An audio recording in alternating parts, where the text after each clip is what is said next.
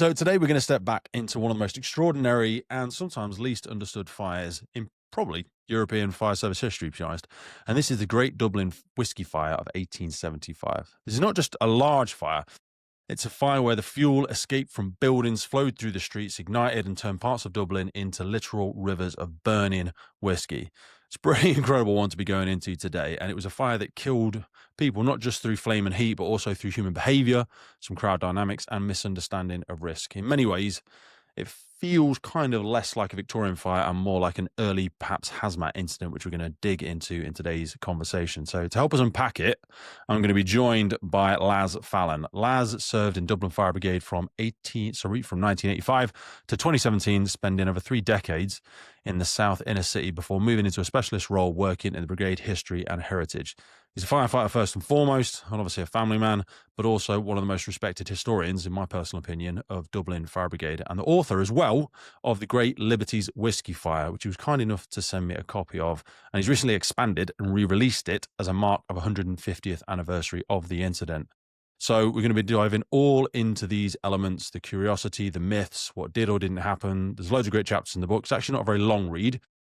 I read it twice in preparation for this, and we'll make a link available for it as well. This is going to be rooted in a bit of a case study, some leadership stuff, some fire behavior stuff, some public safety stuff, and also, most importantly, the lived experience of actual firefighters. So without further ado, I'll see you on the other side. When did you first come across this incident? Talk to us about your relationship with it for anybody that's not read the book. Okay, well, I don't know what understanding people listening would have of Dublin, of the city of Dublin. I worked in a place called Dolphin's Barn Fire Station, the number 2 district station, which covers the south inner city of Dublin. The whiskey fire, happened in our area. And I was kind of vaguely aware of it as a piece of Dublin social history. It was something that would be mentioned in passing, but never in any detail. You know, it was a fire that would be listed among other fires. Over time, I began to take more of an interest. I knew the area. I knew that's the specific streets where it happened. I'd fought fires in some of those streets. So a couple of books, Tom Geraghty, a good friend of mine, a district officer in Dublin Fire Brigade, backbone of trade unionism for many years in Dublin Fire Brigade, and an accomplished historian. He wrote a history of Dublin Fire Brigade some years back in 2010.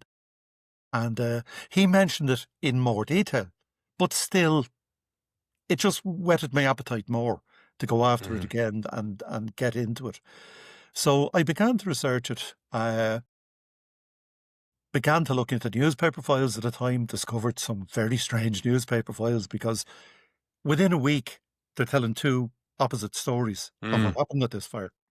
Well, I was looking at it as well, and there was loads of international cover, but that was quite like it played on a bit of a stereotype, if you will, of Irish people and drunken people wobbling about celebrating a fire, effectively, was how I read some of the reports. But it was very different locally, wasn't it? And this is like when we said before about the podcast. And the international thing was mainly actually hear the story. Yeah, what actually happened.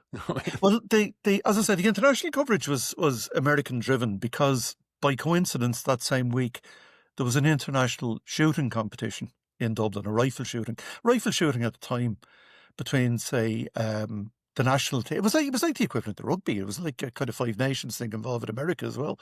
Huge coverage, huge interest, especially in America and in England. Yeah, they love their guns. Oh, absolutely, yeah.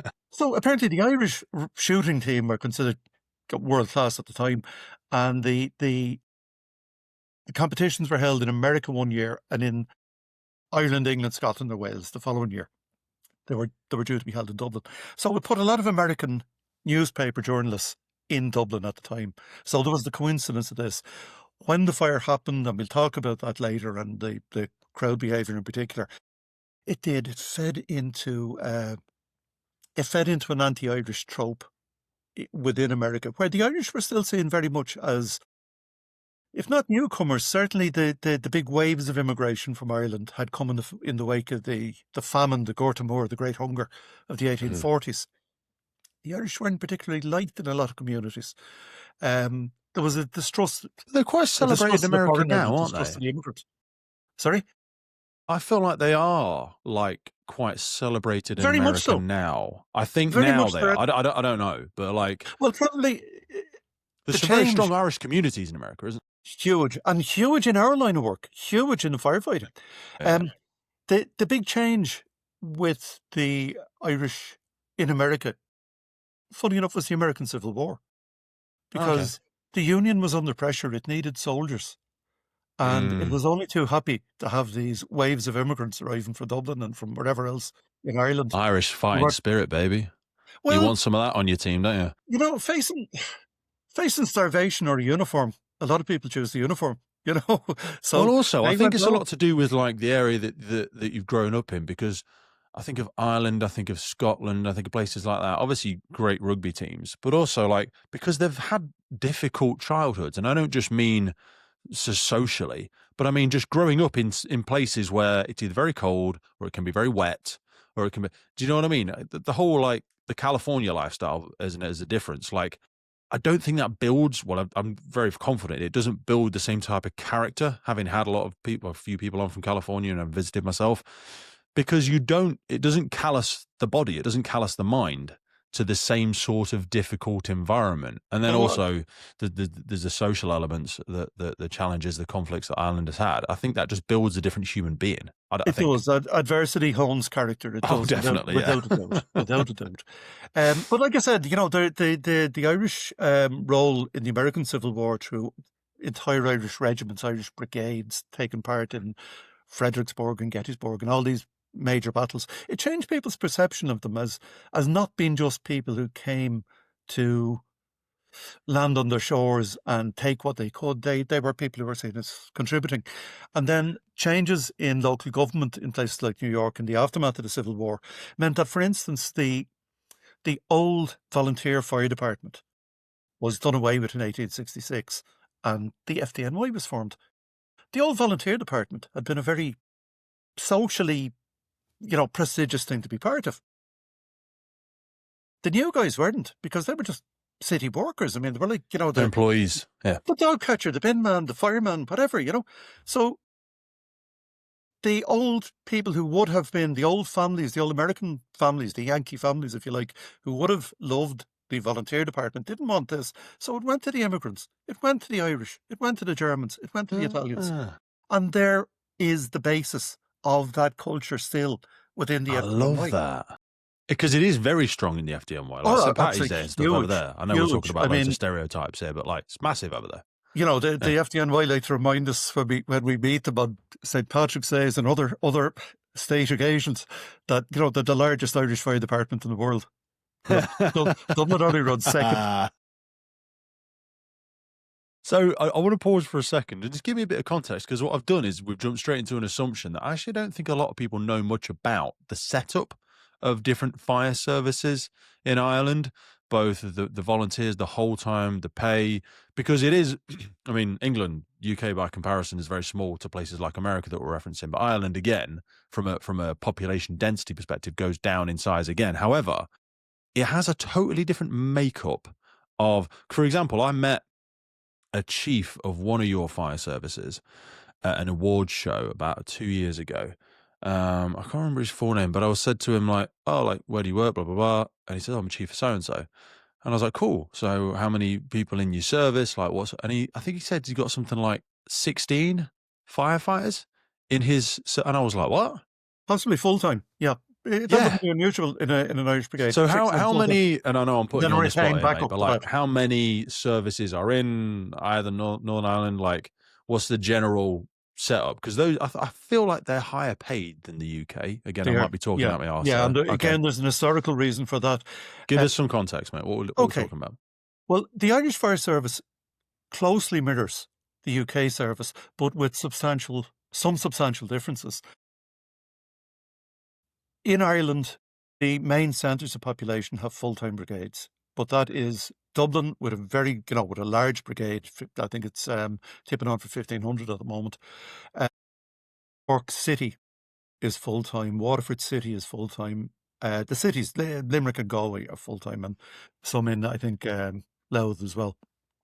But are other they than put? that, They're not part. So are they services in their own right, or are they they're all part of? full-time firefighters in the same way Yeah, as but are they in the UK. separate fire services? It's like They're Dublin they're separate. Yeah, they are separate fire service, not a national service. Each local authority runs its because service. they're not at that far away from each other, are they? Well, physically, sort of Cork would be on the south coast, Galway and Limerick on the west, Dublin on the east. Um, the areas in between, by and large, are served by retained fire service. Probably a small full-time cadre of officers, driver, mechanics, so forth, and the majority of men would be, or the majority of people, sorry, men, Oh, whatever. the majority of firefighters are retained.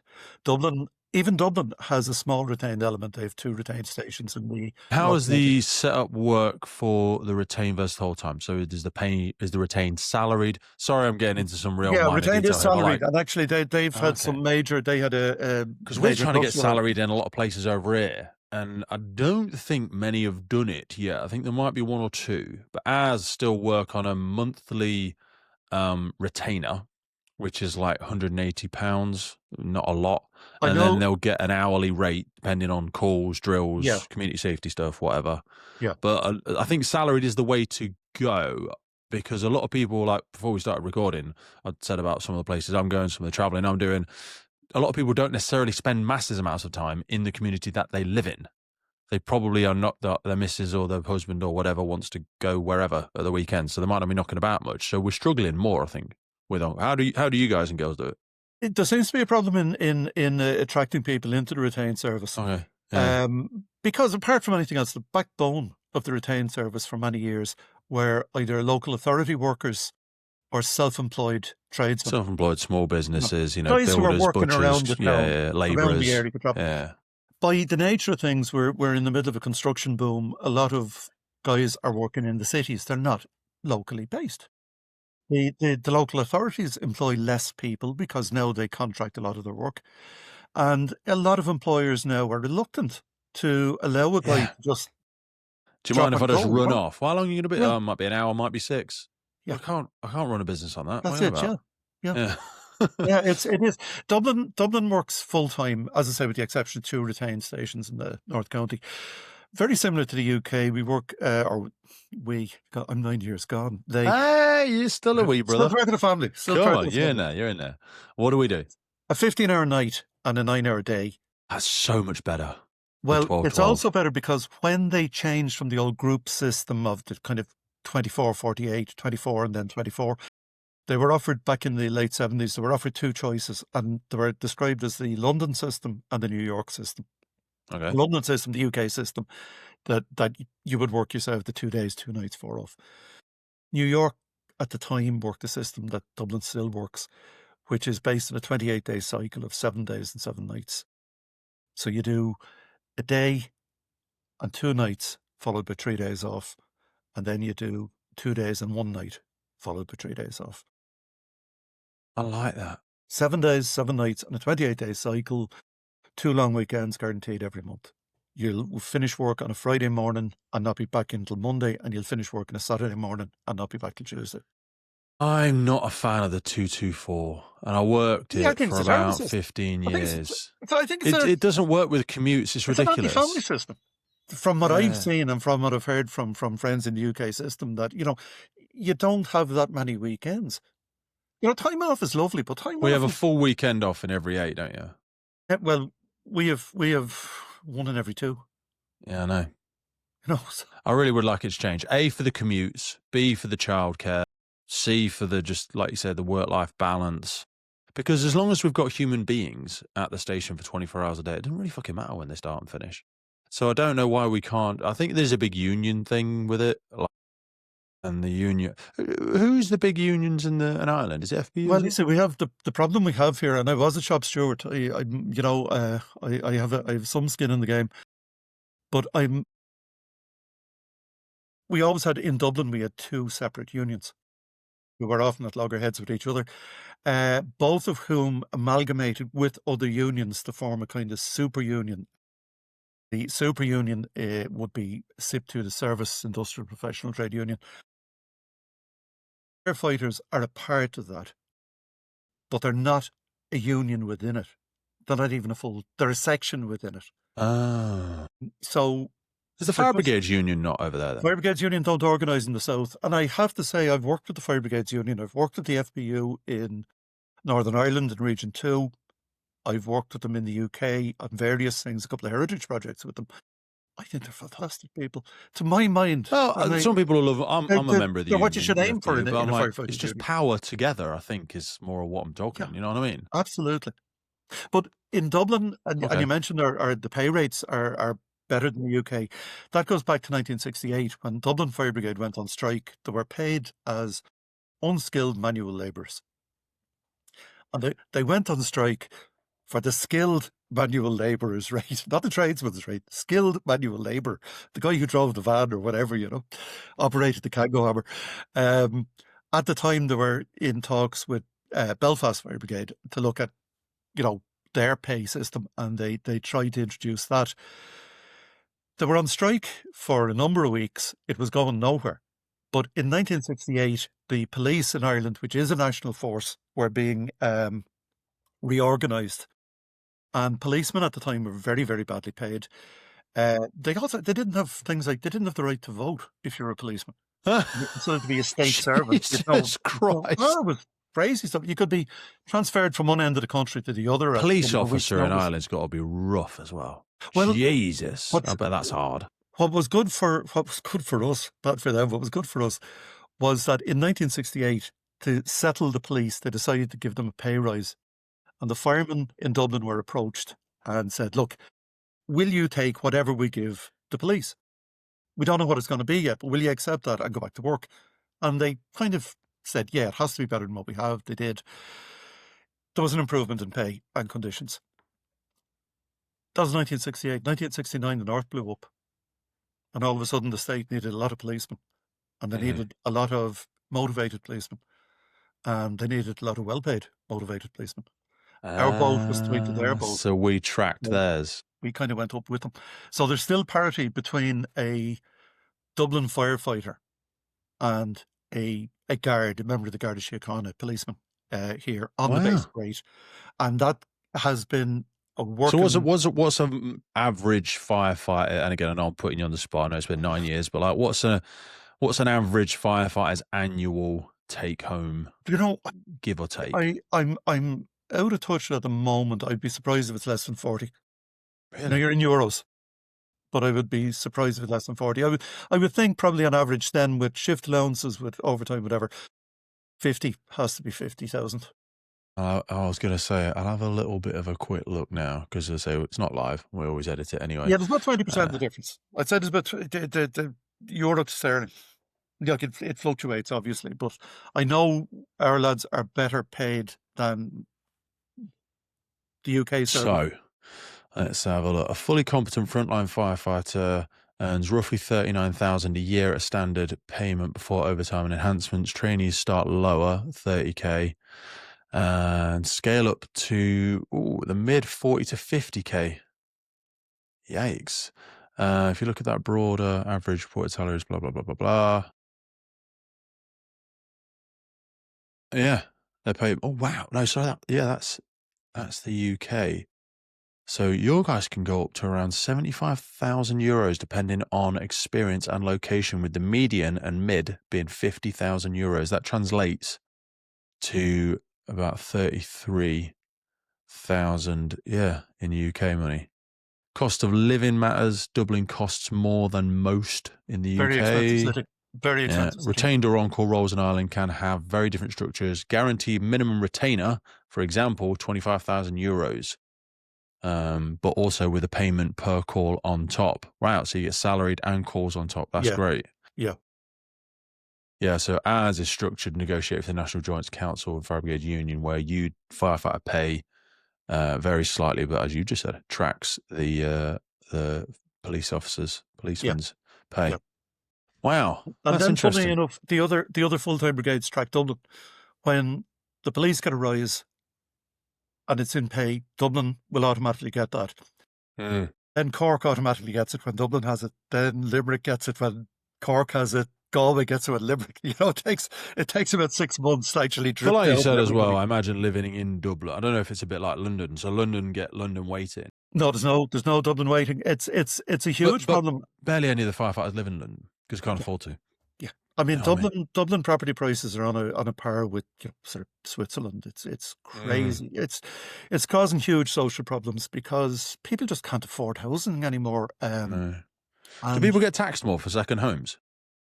you do, yeah. You pay property tax on a second home. I was going to say because my missus has got property in the Isle of Wight, and she pays like £500 a month tax. Oh It's no, ridiculous. you pay. Stops people getting second homes there, basically, and Yeah, not if you living had a in them. holiday home, or Well, it's not. She's, and she's we're trying just to using sell the it, holiday but home, like you for just pay stops property tax Londoners on and it. people just getting another property in Isle of Wight or Dublin or whatever and never being there. So therefore, they're not putting money in the local economy because they're not going to No, the local it'd be butchers or the shop, are they? four or £500 a year you might Okay. pay, unless you're using it commercially. If you're renting it out or doing Airbnbs or whatever, you would be liable for tax on that. But the just property ownership doesn't. No, it would be just property tax that you pay. Right. Let me drag us back from our rabbit hole. That's my fault. 18th of June, 1875, fire broke out in the Liberties area of Dublin around Chamber Street, Mill Street area, just near Thomas Street. What was happening?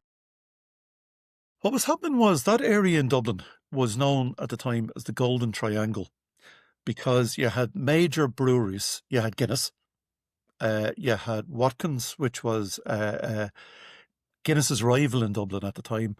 You had a number of major whiskey distilleries. You had Powers, Rose, you had two Jamesons from the whiskey distillery. There was an awful lot of distilleries. Prior to 1823, there was most towns in Ireland, most towns in probably the UK would have had a distillery which supplied the local market. And that was all they supplied, because when whiskey was made, it was taxed and you couldn't sell it for 5, 6, 7 years. 1823, the Excise Act changed and said, no, it was only liable to be taxed at the time that it was available for sale. So the big distilleries, and in particular in Ireland, where Irish whiskey was considered to be the premium whiskey. I think it still is, isn't it? It's gone back to that. It dipped considerably in the middle of the century, but I it think has Conor certainly come back. McGregor, for better or worse, is trying to bring it back hard. Bless him. I'm sure he's loved and hated in Well, various different Conor, I measures. think, is doing more for it as a consumer than as a producer. But anyway, I don't know. He's in it for something. But anyway, yeah. if it rises up, if it's net positive, then I'm all for it. It absolutely fair is. enough, In fact, some distilleries have started to shut because they kind of. Is he trying to get into the government there? Is he which? Is he trying to get into the government? Did I read something? He indicated some willingness to stand as president. Fair enough. But Whatever. he had absolutely no qualification to stand. And there's a What, Laz? Why does that matter? Come on now. well, Why are you being so... no. When I say qualification, I mean in the sense that he has to have the backing of a number of local authorities or political parties or whatever. Anyway, I think it was a PR stunt rather than a serious, definitely. a serious attempt to break into politics. So whiskey then globally, So it was whiskey renowned now, as whiskey Irish is whiskey. what runs Dublin. Yeah. Whiskey is what runs Dublin. If Manchester was Cottonopolis, its industry relied on the cotton industry and the whole area. Sheffield was steel. Sheffield was steel. Yeah, Belfast was engineering and linen. Linonopolis. That phrase is used. Dublin was alcoholopolis. Okay. Cargolopolis. We didn't have the big engineering. We didn't have the shipbuilding. We relied on. Belfast was the industrial driver in Ireland. Dublin was the social. It was the head of administration. The British administration in Ireland operated out of Dublin. It was the largest centre of population, but the biggest industry was by far was brewing and distilling, and their rates kept the city going. Yeah. So there was a very light touch regulation in terms of what they wanted to do.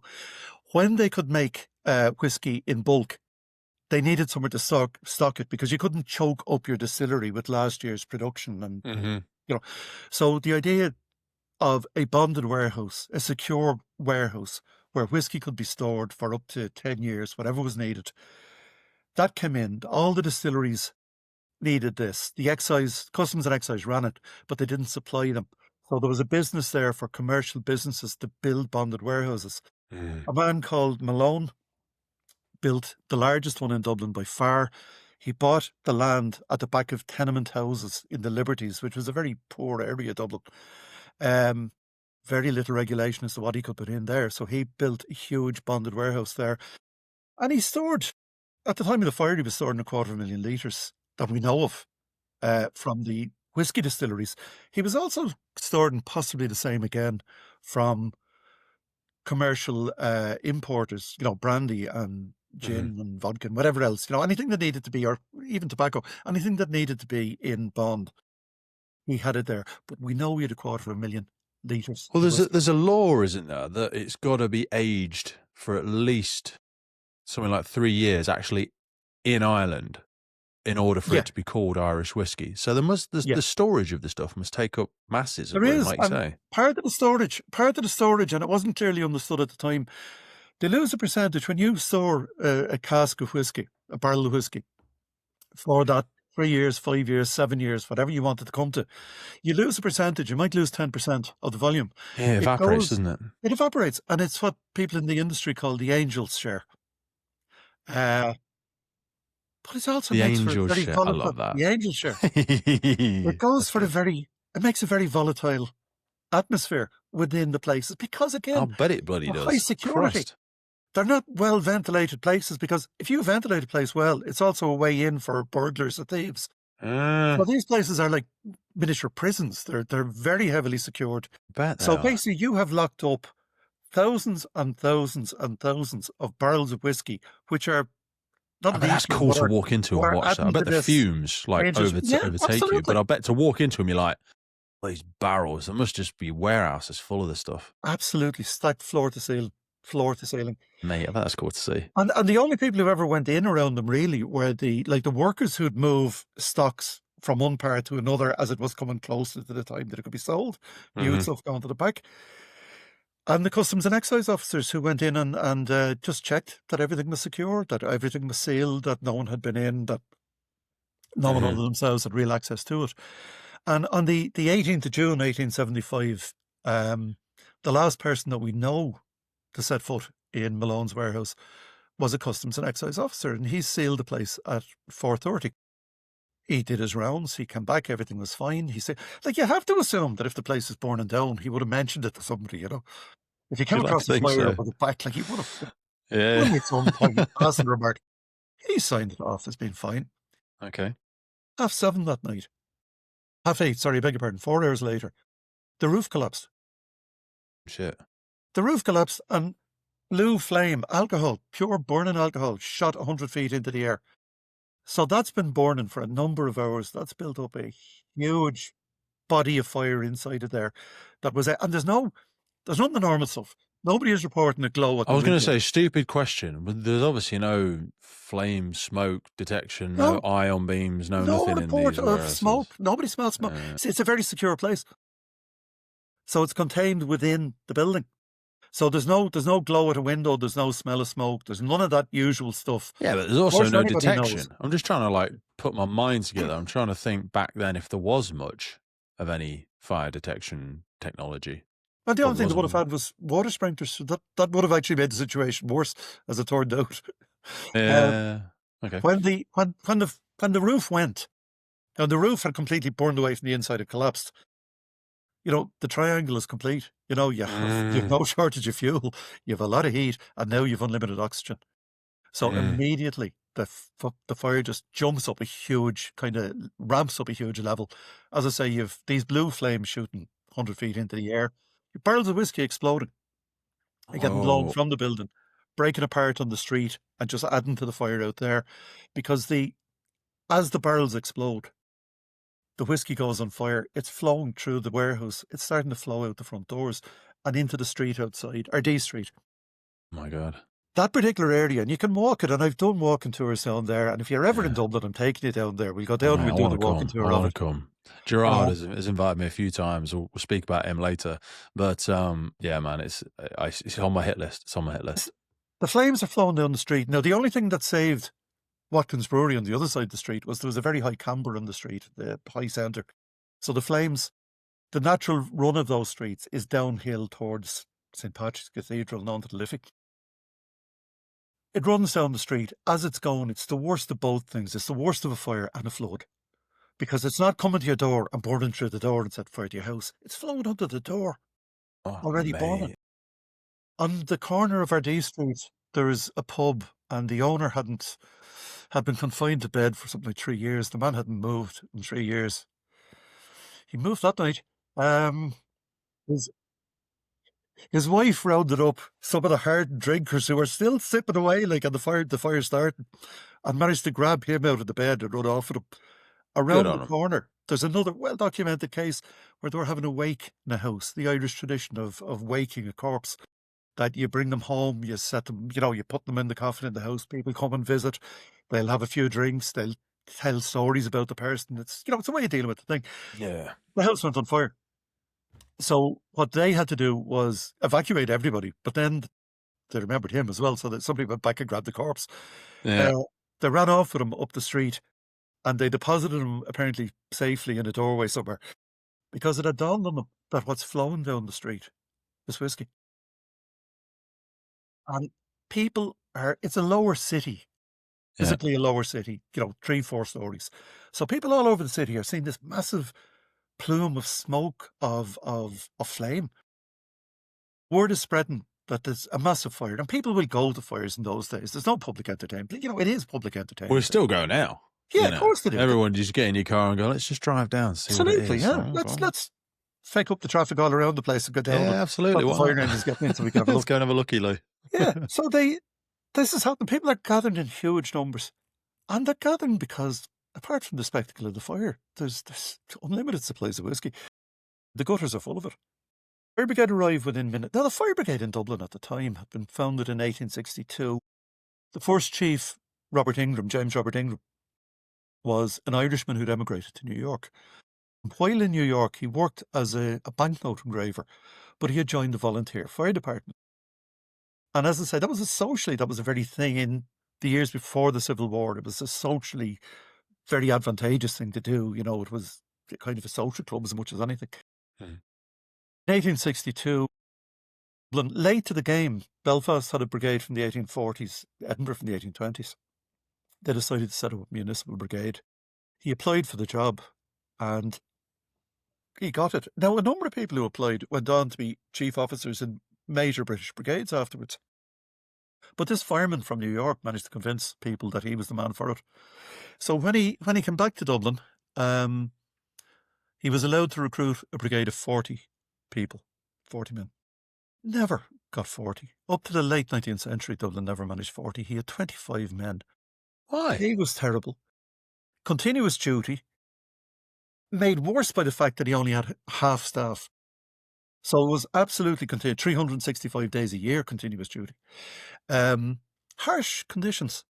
Yeah, I bet. But he set up his brigade in 2 small stations and was starting to build a name for himself. But that night went and faced the fire on any brigade in Europe, London, Edinburgh, Berlin, anybody would have been faced with this, with his 25 men.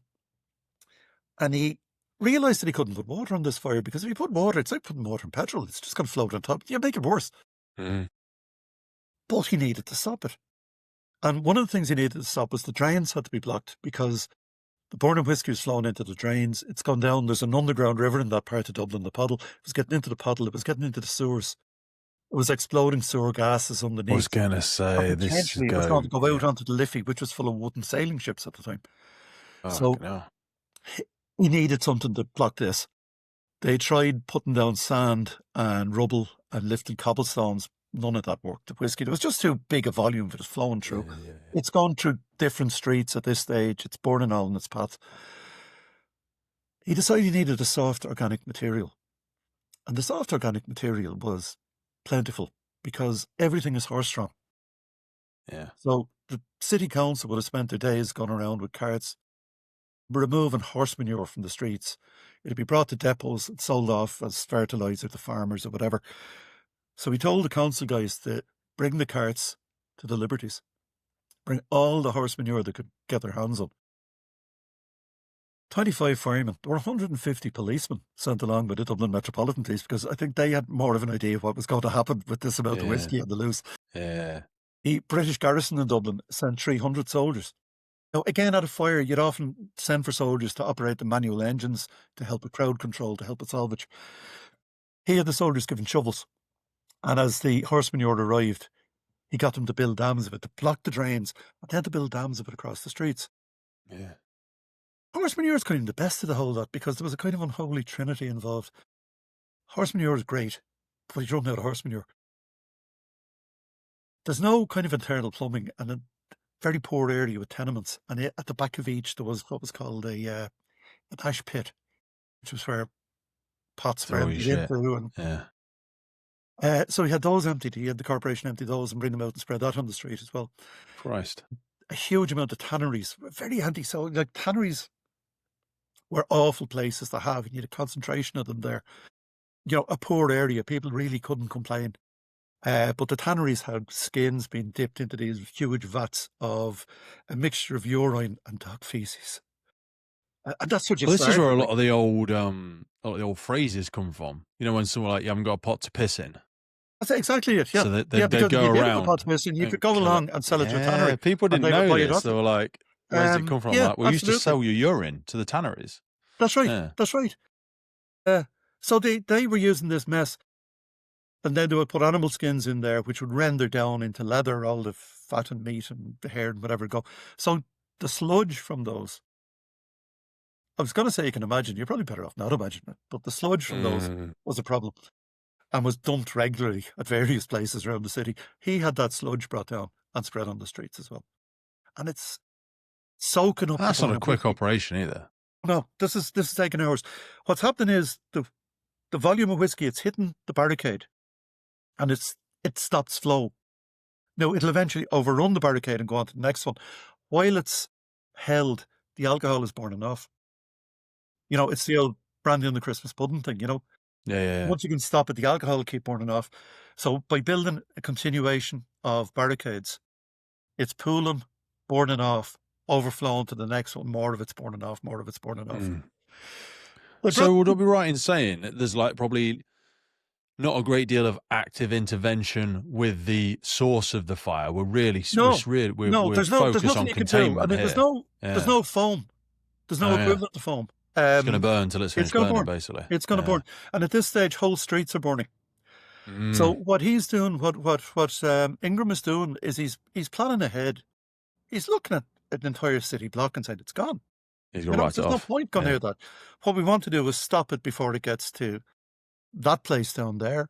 We'll stop it here. By 1:30 a.m, they brought that fire under control. Wow. The burning whiskey had been stopped and was burned off, or largely burnt off. Now, he was facing a huge area burning. Still, though, within 4 or 5 hours, that's good. Yeah. Well, 300 soldiers, unlimited amounts of shite. You can do all Yeah. you know? Well, in theory, you can, but you know, it takes a lot of assertive leadership and not dicking about, because these weren't standard operating procedures. He's working on the fly. There's no textbook for this. No. Who's faced this before? Nobody's faced this kind of thing before. So what he's doing is he's building the dams. He's building them in the side streets as well. He's coating the thing up that it's soaking into the organic material. It's stopping the flow. Then he can get to work on saving the houses with his train. You know, you can put the firemen to work on that, or the firefighters to work on that. But along with this, there's a parallel madness going on, where these huge crowds have gathered, and I'm talking. I was going to say, the crowd behaviour side of it must be... Crowd behaviour no one's listening to anybody. The crowd behaviour is crazy, because, I mean, the crowd behaviour is... I can't think of what the English equivalent would be, but in our terms, it'd be, St. Patrick's Day on steroids. That works. Everybody who's arriving is realising that, they can smell the whiskey, they can see the whiskey, it's still flowing down the streets. So they get stuck in, and they're using every pot and pan that they can find. They're taking the shoes off. There's a lot of illustrations of people literally filling their boots. Others are sitting by the side of the road and sipping this stuff from their hands until they get so drunk that they fall into it, because they're not drinking whiskey. They're drinking raw spirits. Yeah. They're drinking unmatured whiskey. mixed with mature, Christ. mixed with everything else. But it's an unholy Mixed with mess. all the shit that's on the street. Mixed with all the shit and all the rest of it that's being used. Mixed it, like I said, it's it's free, but it's some cocktail. But people from an early stage are reported literally falling into it and having to be dragged out. And then the people who drag them out hop in and they have their go. Oh my God. We've never tied down how many people actually died. The generally accepted figure is between 13 and 15, and people seem to favour 15. I went looking for the death certs, and I found the death certs for 1875. I went through them. The problem being that the death certs in 1875 and for many years afterwards were tabulated at the end of a year on a 32 county basis, the entire island of Ireland, alphabetically. So unless you know the name of the guy, you're never going to find his cert. Yeah. But working with a good friend in America, who's Christina McMullen, a good friend of mine. Christina worked in law enforcement in the States for a number of years. She's a brilliant researcher. And she found 5 people. Now, of the 5 that definitely died of alcohol poisoning, that was the cause of death. It's on the certs. But of the 5, one of them doesn't have a cert. He's in the papers. The whole story of it is told in the papers, but they never issued a death cert from him. And another guy has 2 death certs, issued a day apart, which points to huge numbers of people dying in the same thing and confusion in hospitals and everything. Yeah. Or as she said, like, so technically one guy didn't die at all and the other fella died twice. But It's a shit day for him. A shit day. And plus, again, that's what's killing a lot of the people, is that they're not necessarily dying in the immediate aftermath. They're getting stuff like gastroenteritis and dying a few days later. Plus, people are going mad. People end up in asylums after this. People go blind. I'll bet, yeah, because it's not just that night. It's when they wake up the next day and go, oh, have you seen there's still a puddle round back of John's house? Do you know what I mean? Let's all go and get amongst it. Like, there's one report of a barrel that was blown clear and didn't burst. And a group of men and women brought it into a back alley. And one of the people who died there was a carpenter. But someone, and it possibly him, produced a gimlet. You know, the old carpenter's tool, like a massive corkscrew. Yeah. And drilled a hole in it. Now, the foresight that brought the gimlet didn't bring any cups. So what they did is they lay on the ground under the spout and just drank the stuff as it came out. Oh, Christ. At least one of the deaths from the night was in that group. At least one, if not more. That's so crazy, isn't it? People, the police... Just lost the run of yourself, yeah. Absolutely. But again, look, it played into every kind of stereotype going equally well. It's what, even now... Pick any city in the UK, you will have a percentage of the population who will absolutely... I'm a recovering addict. Do you know what I mean? I went through Narcotics Anonymous in my early 20s. Like, I can't be around that sort of stuff. I would just not be able to stop myself. I would not be able to stop myself. It's a kind of that continuation of looting and arson, which always go together. It's looting. It's looting on a very basic scale. It's looting by mouth. So... that's always been a thing. It's not just an Irish phenomenon. It happens in the UK. Do you remember when, totally different story, but still similar-ish, there was a big cargo ship that lost its entire load, and a load of it washed up on British shores. I forget when this was, like 10, 15 years ago, maybe. And lots of people were going down and obviously just taking stuff. And if I'm right in saying, they used to say that anything that washes up on the shore belongs to the Crown or something like that. So a lot of people were getting arrested for stealing from the Crown because it didn't belong to the people that owned it originally. But there's photos of people unloading Harley Davidsons out of container ships on the shore. Yeah. And I mean, and people are like, oh God, and I'm like, mate, if you were there and you thought you were strong enough to carry something, if a case, container ship full of whatever, expensive jackets, you'd be like, I mean, this is wrong, but have you got a size 12? You'd be a little bit like that. I mean, there was a case. I think a lot of people would be like, it's scrapped anyway. It doesn't belong to. It does belong to somebody. Yeah, but it's all insured, and I don't know. Come on. Yeah, it's a tough one. There was a case in West Cork here in Ireland about I don't think it was 10 years ago, but certainly within the last 10 years, where a transshipment of drugs had obviously gone badly wrong, and packages of cocaine were washing up on the West Cork, Yeah. West Cork as it's coastline. locally known. And huge numbers of people discovered a sudden interest in sort of bird watching and, visiting the seashore and intense I weather like and stuff. nature, Laz. Absolutely. I've always loved nature. You know that. So, yeah, it But I say happened. to people, like, if you found 20 quid on the floor, you'd probably hand it in. But what if you found £10,000? You're like, no one's lost this. No legal person has misplaced £10,000. This is probably from bad means anyway. And I don't know what people will do with it. Some people are like, oh, I hand it in or do this. I'm like, okay. Because if you hand in money, I think after a number of years, if it's not claimed, I think some of it I think it's a year. I think it's a year and a day. yeah, it goes Yeah, back to you a year anyway. and a day. And then people are you still can like, reclaim it. but even if I was giving it back, I wouldn't be able to spend it. And I'm like, but it's the bad stuff's already been done. It's whatever, it's child labor, it's thingy bobs, whatever. You could give that to charity. You could do a thing with it. You could actually do something with it. Because the police, if they reclaim a drug dealer's vehicle, they'll use it for something. That's or right. they'll sell it and donate proceeds. I'm like, it's one way of making good out of bad. I think, I don't know, like people's values and morals compass might feel a bit weird about it, but I'm like, no, I'd do something with it. We raise a lot of money for breast cancer with this pink firefighter thing. The video, I'd be like, yeah, I'd put on a massive event for breast cancer. That'd be wicked. I'd love it. Anyway, we digress. So people were absolutely losing the run of themselves. Are gone bananas.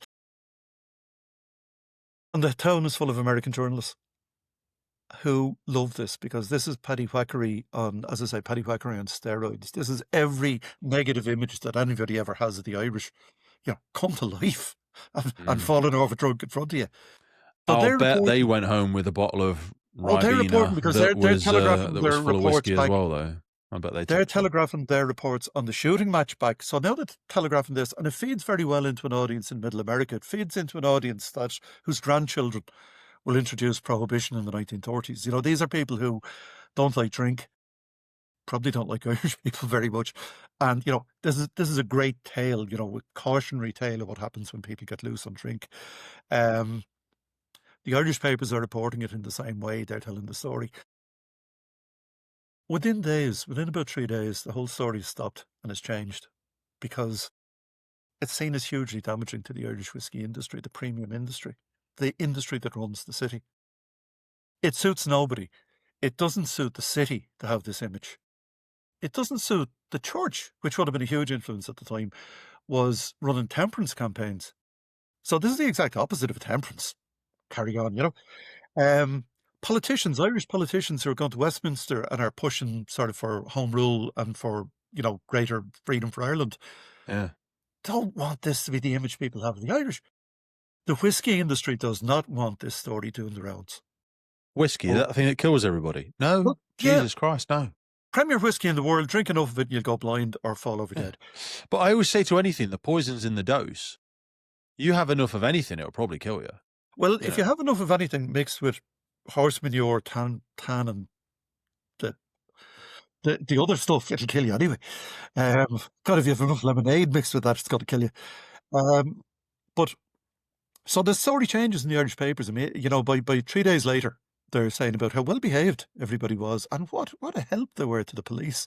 And the Lord Mayor of Dublin, who was there on the night and who saw what happened and who's witnessed people being carted away, insensible and dead in some cases, he had a fundraiser in the Mansion House. And at the fundraiser, he said that it was to raise money for the people in the tenements who'd lost everything, to try and give them some bit of a thing back. The big companies were all insured. They didn't worry about it. They were sorted.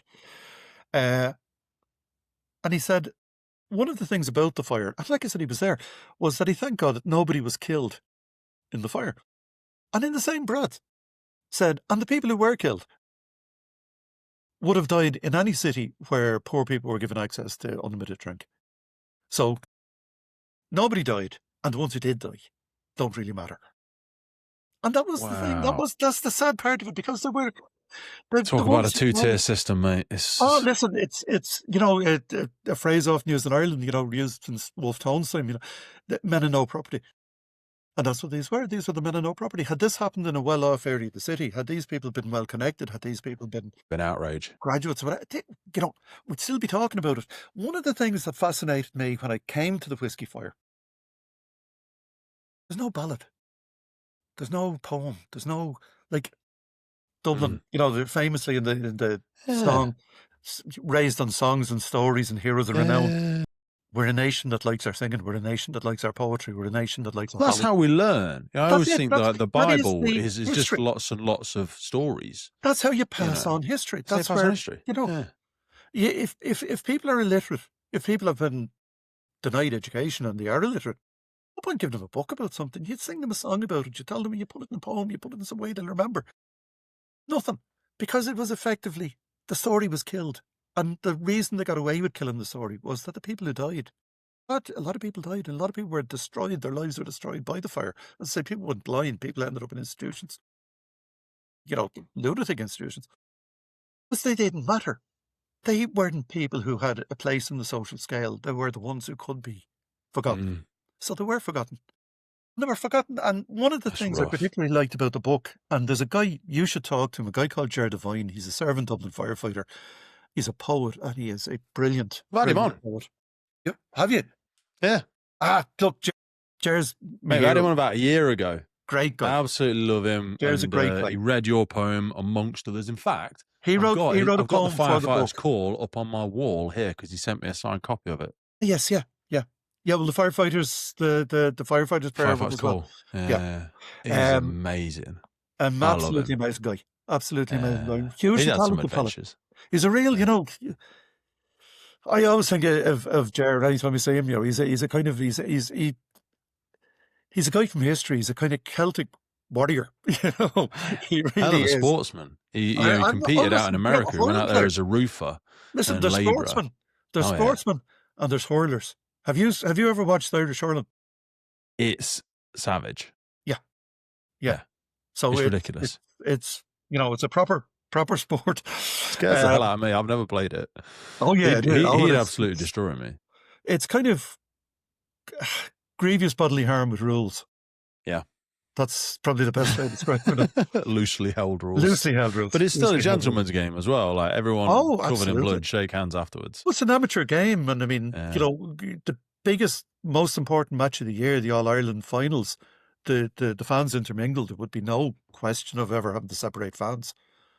If your team does well, you'll celebrate. But if the other team scores a good goal or good piece of play, you'll cheer that too, This is why I don't like football anymore. It's lost the run of itself. It's just, I can't watch it, mate. It's over-commercialised and it's lost track with the people that it should represent. It's not a county thing. It's not even, they can be named after cities, but they don't represent those cities and they don't, there's barely even anybody from the same country sometimes. Before the day that they got a million quid to turn up.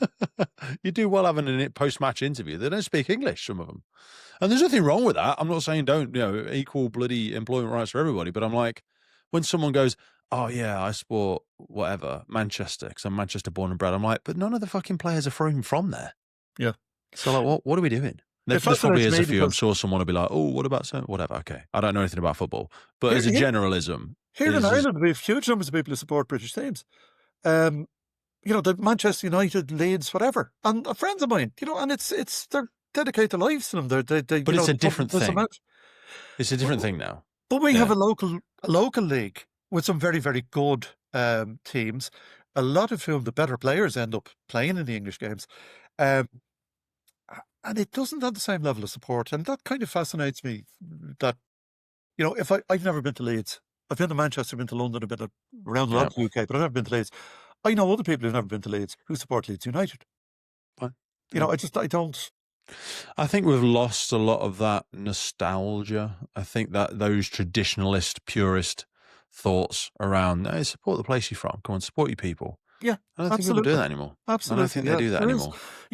It's tribal. We often talk about tribalism in a very negative way, but tribalism can be a good thing too, Instill tribal. You know what I mean? People that think we're above that, I think they just have a misunderstanding of social dynamics because we're all still tribal. Even if you're tribal, like if someone said, all podcasters are morons, I'd be like, wait, hang on a minute, mate. because I identify as a person that does podcasts. My son Do is you a know what I mean? And podcaster. if I met someone from the other side of the world and they said, and they're like, "Oh, Pete, you should go to this local restaurant," I'd be like, "I don't fucking know you. Go away, you weirdo." Yeah. But if I'm over there and I see someone and I know that they run a podcast and they're like, "Hey, you should go to this local restaurant," I'd be like, "Oh yeah, wicked man, I'll check it out." Why? Because they're part of my conscious, unconscious tribe. Yeah, Do you know what I mean? There's yeah, some reason you know, if you were on a bloody train in France and you heard behind you an Irish accent, you just turn yeah, around and go, "Hey, where are you from?" You know, great. absolutely.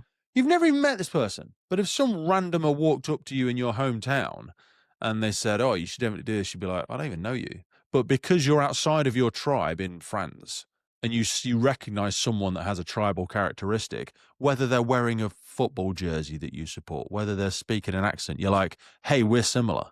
We're the same tribe." Do you know what I mean? And you have that connection, that trust. We're all still tribal. People that Well, think we're above that we're is the classic ridiculous. example of it here now. What we're doing, we're Oh, doing yeah. this because we are of a tribe. Yeah, and that's the beautiful. And you go anywhere in the world, someone Absolutely. goes, "Oh yeah, I'm in the fire department." You go, "Yes, brother. How are you, my friend? Yeah, How's the exactly. family? What are you up We to?" are both of that And he's like, tribe. "Mate, you need to check out this place. Go and go and drop into here. Go and have a coffee there. Go and get a drink." You'd be like, "Absolutely, mate. Yeah, Really appreciate you." I seen a very good thing recently, a phrase that struck me as very, very true. It said that culture are the stories we tell each other about each other, and history are the lies we agree on. Oh, that's powerful. Isn't it? Culture is the stories we tell each other about each other, and history is the lies we agree on. Yeah. Because history, I mean, we spoke before we came on about like people rewriting history now, and you go, Oh, no, listen. how often has this happened before? Yeah, I Do you mean, know what I mean? I'm Irish.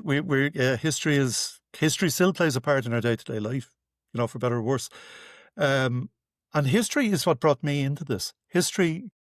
When I joined the fire brigade, I joined in 1985, and I worked with lads.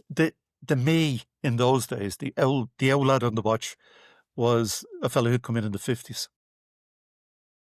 When he had joined, the senior men had been in the job during the 1916 Rising. They'd seen the War of Independence. They'd seen the Civil War.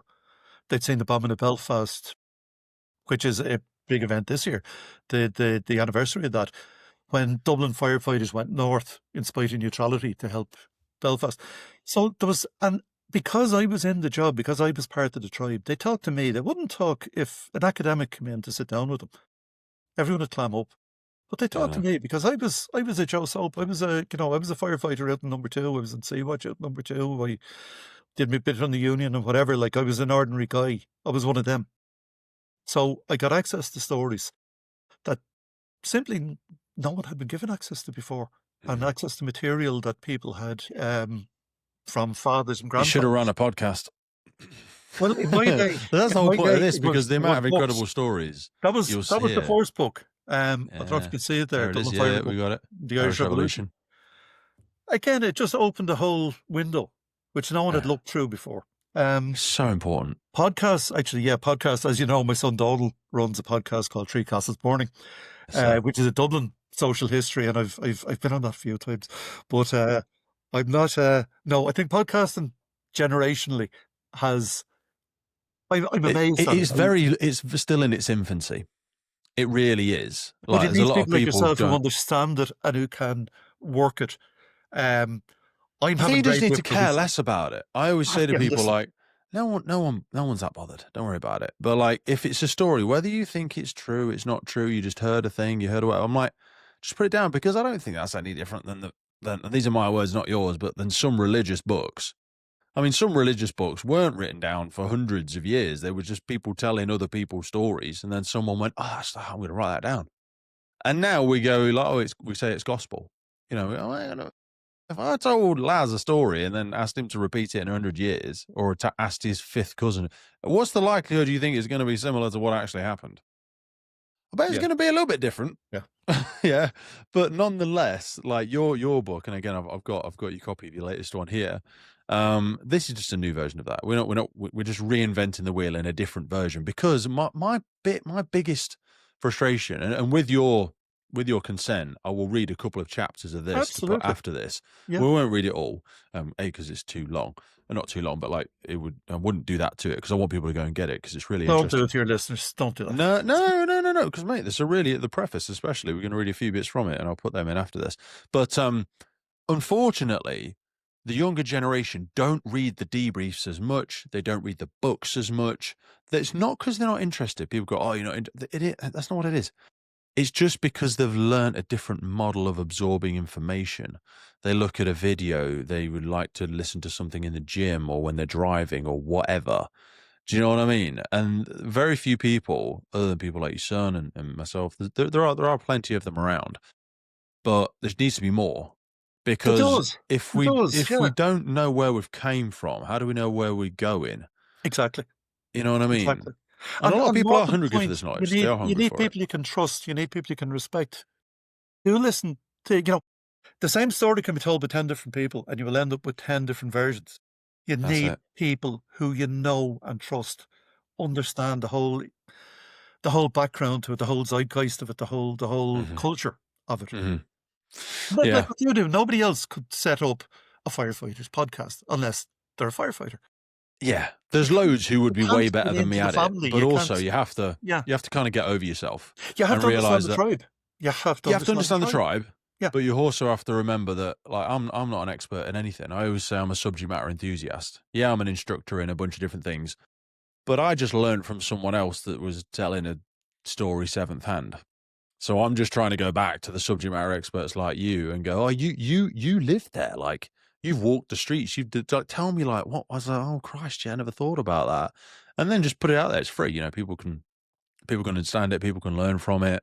So speaking about learning from it, so let's talk a little bit around the aftermath of it. We spoke around the media sides, Right. spoke around some of the fatalities, some of the social and economical damage. Like I imagine this was a bit of a moment where they recognized the value of the leadership and the pressure placed on Dublin Fire Brigade. They did, but the immediate reaction, the immediate lessons learned from it were economic. Mhm. The whiskey companies decided that they shouldn't have a single warehouse with all of their product in it. Although, in fairness to them, the capitalism at its best, they did say afterwards that it drove up the price of Irish whiskey and the value of it, because Price held. there was going to be a shortage of it now. Scarcity. Yeah, So, scarcity principle. it's an ill wind. A lot of people dead, a lot of people in hospital, but geez, the share price went up. Never let a good tragedy go to waste absolutely. is something that economists, it's a horrible saying, but like they're like, never let a good tragedy go to waste. That's it. So a lot of the distilleries began to set up their own bonded warehouses, off-site, or rented separate places, so you didn't get back to a situation where a single fire could wipe out an industry or could damage an industry. There were a number of fires in those places in later years, but again, lessons had been learned from the Liberties. In terms of, when they were built with whatever fire precautions of the period could be built. They were surrounded by hydrants. There was, they were built in kind of areas where if there was a flood of burning whiskey, it wasn't going to set fire to houses, it was going into wasteland or whatever. A lot of the breweries, Powers Whiskey, which is still a major Irish brand, they were one of the first to do it. They set up their own fire brigade. They had the fire service send people down to train them and set up an in-house fire brigade, which was so good that in later years, in 1916, after the Rising, when the city was burning and the fire brigade had been off the streets due to martial law, on the 29th of April in 16, when they came back, huge area of the city's burning. And the chief at the time sent for 2 fire brigades. Now, there were 2 township fire brigades to the south of the city, but he didn't have a whole lot of time for them. He sent for the fire brigades from the Powers Whiskey Distillery and from Guinness Brewing to come into the city and work with the city firemen, because he had trained those men. He considered them to be of a standard with his own people. So the whiskey distilleries realised that, from a financial point of view, it made sense to put in fire precautions. From the fire brigade's point of view, they were delighted with what they'd done. But the funny thing was, Ingram could never really claim credit for it because nobody wanted to talk about it. Nobody wanted to Mm, talk about. He put out this huge fire. He should have been touring Europe lecturing on this. He should have been, a major figure in the British fire service because of it. It's Victorian Ireland. Unlike mm. Victorian England, it's a very constrained place. People don't want to talk about, I think in the official descriptions they said that they built barricades of rubble and tan uh, as a kind of general description of the mounds of horse shite and everything else that was used. You couldn't talk about it at the time. A Yeah. newspaper wouldn't publish it. It wouldn't. So he he had this major victory. He had this huge career, what should have been a career-changing thing, uh, and basically it just passed off. Other than Really? the annual report for that year, it got no further mention. The fire behaviour element of it and like extinguishing medias, was there a big transition in any recognition of The alternative extinguishing like foam systems or anything like foam that? Did systems, that? you only see foam systems really coming in later with petrol, now in the kind of late 19th century, early 20th century, when petrol is becoming an issue. Um, People are familiar with, you're never going to see whiskey burning in the normal run of events in those I quantities. know, but So, it's no longer an unforeseen event, well, it's is no it? longer an unforeseen event, and you Because have it's to you happened. have to take it that people in say the Scottish distilling industry and other distilling industries took note of it. Yeah, we're But going, thank God, not here, yeah, basically. but what you're relying on is the big drivers in the fire service field at the time would have been companies like Merryweather or Shan Mason. So Merryweather did start to produce, chemical extinguishers. The chemic extinguisher came on the scene, Chemex, but yeah. not in terms of foam was still a further development down the line. So it was seen as an unnatural disaster, if you like, something that you couldn't train for, something that you couldn't um, stock something against. So it was, as I say, the major tactic used was dispersal to get, that Really? you didn't have one big premises, that you had a whole series of premises around it. But in 1892, there was a fire at the South City markets in Georgia Street. Again, when you're in Dublin, I'll walk you through them because it's a shortcut over to Grogan's pub, which is probably the best pub in Dublin. Um, but the basement of that in 1892, it was newly built as a kind of commercial market Mm. premises, but the basement was being used by one of the whiskey companies as Mhm. a bonded warehouse, and the fire brigade were very aware of that. And what they did in that case was they tried to flood the basement. Nice. So, you know, they So, couldn't take the fuel away, but they could take the heat but away and assumably it just flowed up and out into the street. no, well, there were, there was limited access to it. So by Okay. blocking the access and filling it with water, all they had to do afterwards was pump the water out. The other thing that Yeah, did happen, this chemicals. I'm just looking into it now because it wasn't until around 1902, 1904 that chemical foam actually began to appear. Yeah, I'd never really looked into it before. yeah, So it came out mostly in Germany and the UK.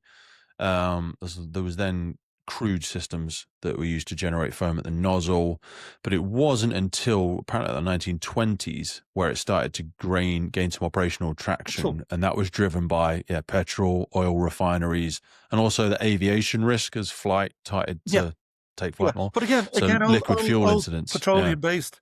Like up to that, up to petrol becoming common, and most people, even in the 1920s, people didn't own cars. Very well off people owned cars. People didn't know, they understood paraffin because they had paraffin heaters and they had paraffin lamps, and they knew the way paraffin burned. Another story that's fascinated me for a number of years was the burning of the Custom House in Dublin in 1921 as part of the Irish War of Independence. The planning of that was largely carried out by Dublin firemen. Because if you're going to burn down a big stone building, and it's a huge, massive building, like it's like kind of any public building at the time, a big granite building, if you're going to burn down a big stone building, you need people who understand how buildings burn.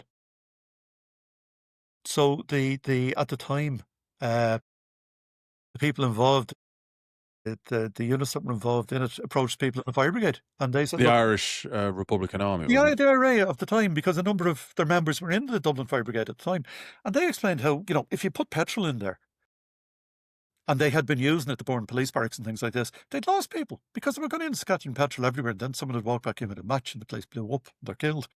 They had a phrase for it called, in Irish, Bos gan Sogart, death without the priest. Just instantaneous death. Yeah, that's dark. So they understood from their people in the fire brigade to use paraffin, because it would burn at a more controlled rate. They'd understand how it went.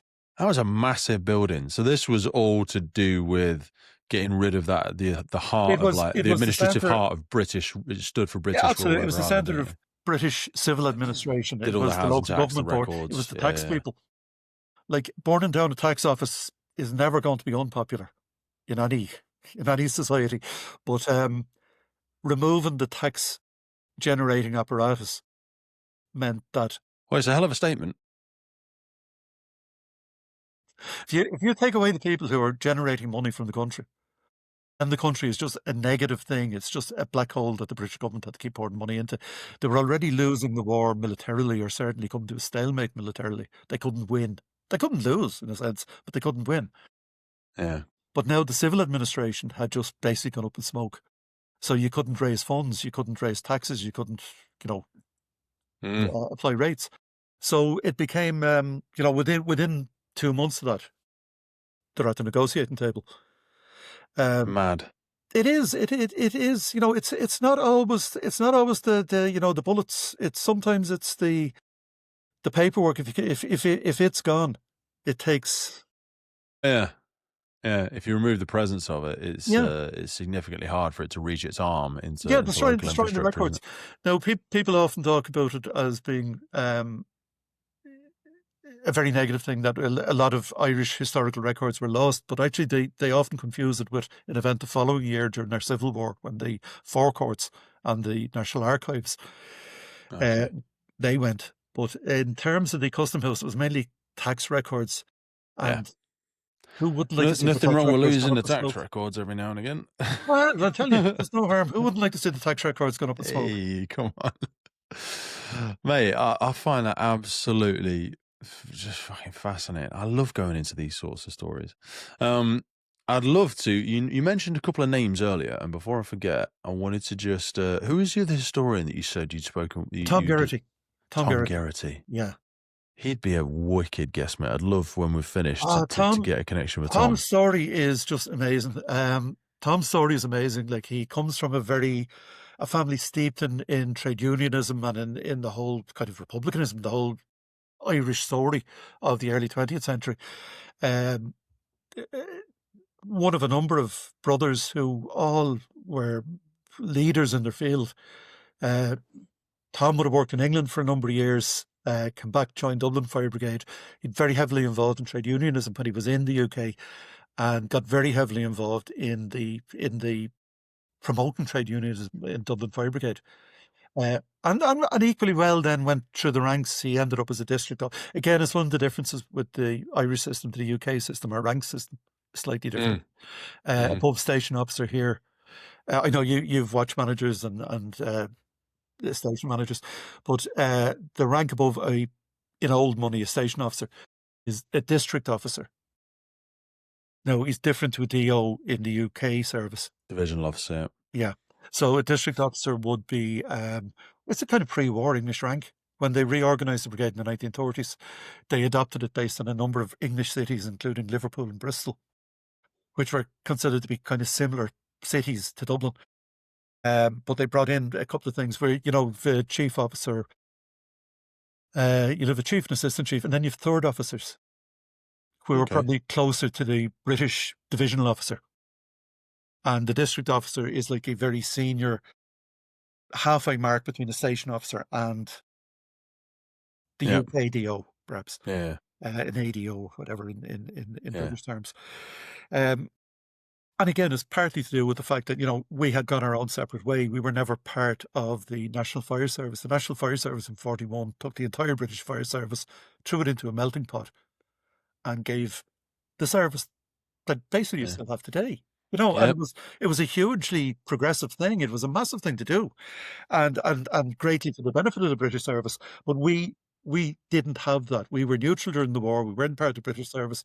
Our involvement with World War II basically was go to Belfast to fight fires there when the Blitz came in. Is the fire service still as recognised there? Do you have any fears around its funding over In the coming sort of decades? Northern Well, Ireland, they're in Dublin. in Northern Ireland.